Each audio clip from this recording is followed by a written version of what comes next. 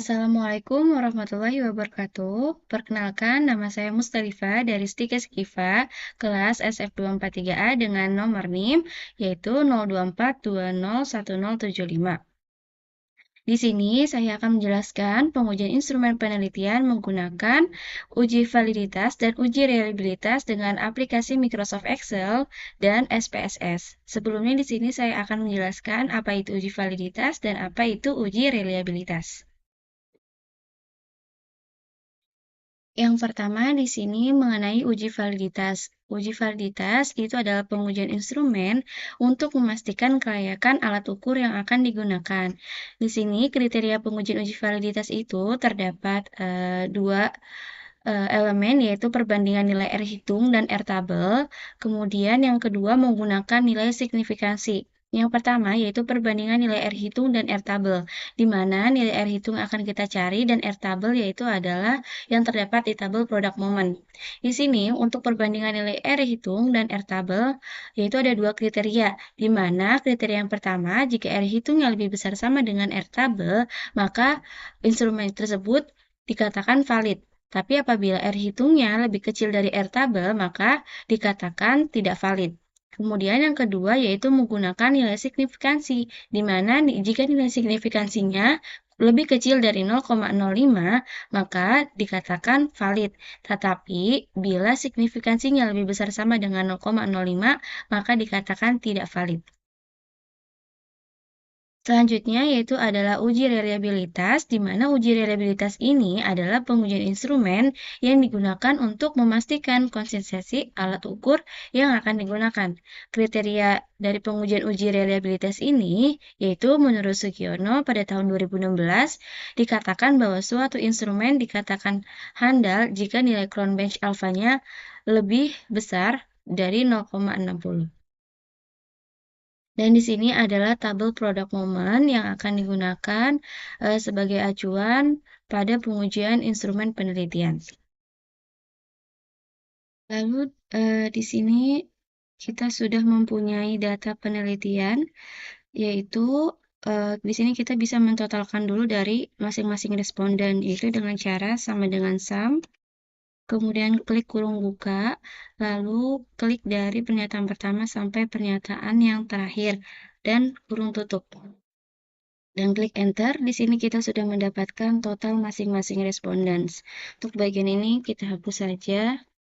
Kemudian di sini sesuai R tabel, jika datanya 36, yaitu untuk taraf signifikansinya 0,329.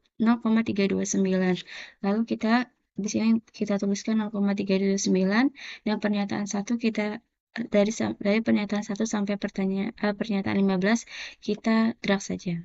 Lalu kita hitung R hitungnya, yaitu dengan cara sama dengan Corel, kemudian kurung buka, G2, kemudian titik 2, G37, kemudian titik koma, klik tanda dolar, kemudian dari yang bagian total yaitu kolom V, kemudian tanda dolar lagi, kemudian pada baris kedua, lalu klik titik 2, kemudian tanda dolar lagi, kemudian klik yang V, klik tanda dolar, kemudian pada baris yang ke-37 dan kita klik enter.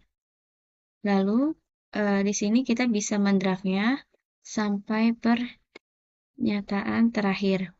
Di sini kita sudah dapatkan untuk bagian nilai R hitungnya, lalu kita bisa menilai atau menghitungnya valid atau tidak validnya dengan rumus, yaitu if, kemudian dikurung buka, lalu di sini kita pakai yang G38,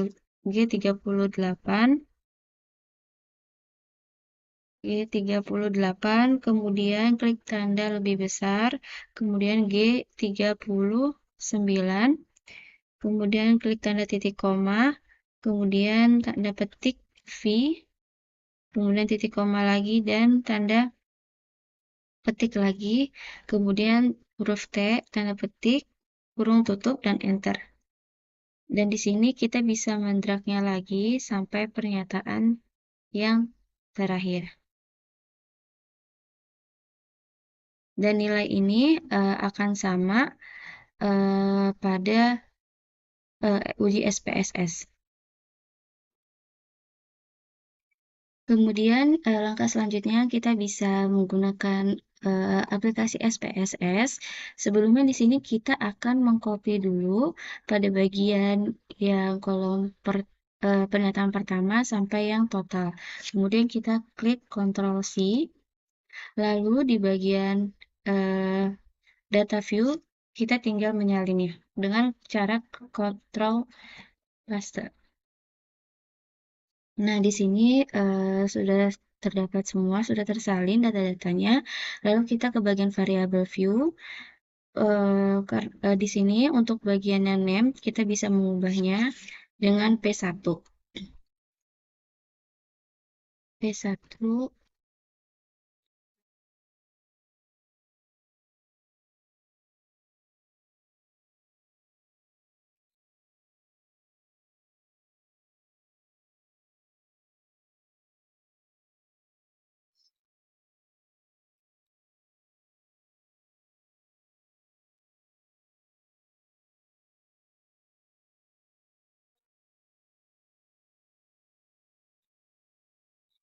karena pada bagian Microsoft Excel di sini total, jadi kita bisa mengganti namanya dengan total.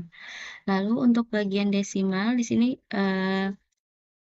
boleh dengan angka berapa saja, tapi di sini saya memilih angka 0.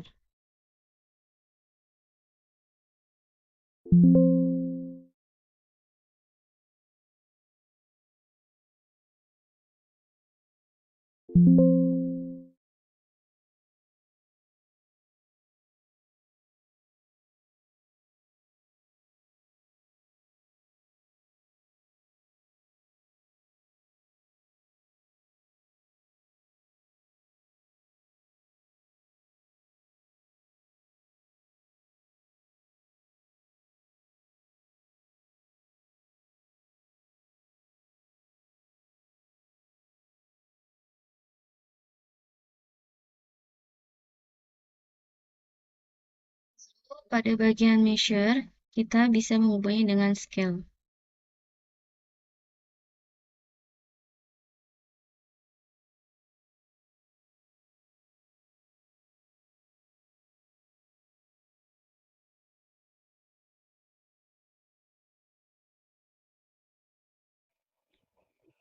Lalu kemudian di sini kita pada berpindah pada bagian data view, di mana di sini sudah terganti semua untuk nama-namanya. Kemudian di sini kita bisa melakukan analyze untuk semua data, kemudian klik correlate, kemudian klik bivariate. Nah, kemudian untuk bagian kolom sebelah kiri, kita akan pindahkan semuanya kepada bagian yang variabel dengan cara Ctrl A, lalu klik kanan, kemudian kita klik OK.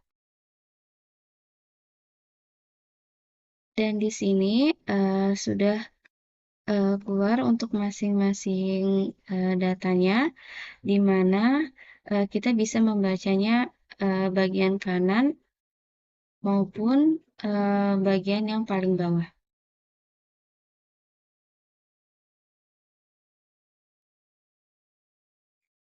Lalu di sini kita bisa lihat bahwa hasilnya jika menyesuaikan dari tabel produk moment, jika nilainya lebih besar daripada R tabel, itu maka dikatakan valid.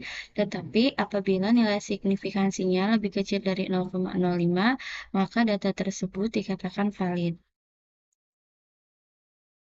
Lalu selanjutnya di sini sebelum kita melakukan uji reliabilitas, kita harus mengetahui bahwa kita dapat melakukan uji reliabilitas jika untuk data-data yang valid saja. Jadi kita pilih untuk data-data yang valid untuk dilakukan ke dalam uji reliabilitas.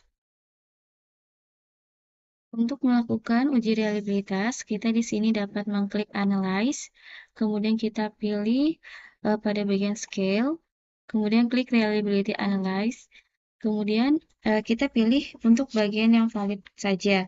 Di sini yang bagian yang valid yaitu P2, kemudian P4, kemudian P7, P10, P11, 12, dan 13. Kemudian kita klik ke kanan. Dan di sini kita klik OK. Dan di sini sudah keluar hasil dari uji reliabilitas, dan sebelumnya kan untuk yang data valid itu ada 7 pernyataan, dan di sini sesuai dengan ketentuan bahwa jika nilai crowd bench alpha-nya lebih dari 0,6 maka data tersebut dikatakan valid. Sekian penjelasan mengenai pengujian instrumen penelitian menggunakan aplikasi Microsoft Excel dan menggunakan aplikasi SPSS. Sekian dari saya, terima kasih. Wassalamualaikum warahmatullahi wabarakatuh.